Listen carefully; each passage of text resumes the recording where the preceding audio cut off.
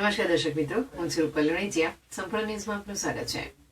બનાસકાંઠા જિલ્લામાં દારૂબંધીના કાયદાના કડક અમલ માટે પોલીસ અધિક્ષક પ્રશાંત સુંબેની સૂચના હેઠળ એલસીબી પાલનપુરે મોટી કાર્યવાહી કરી છે. અમીરગઢ પોલીસ સ્ટેશન વિસ્તારમાં ફિલ્મી ઢબે પીછો કરી વિદેશી દારૂનો જથ્થો પકડી પાડવામાં આવ્યો છે.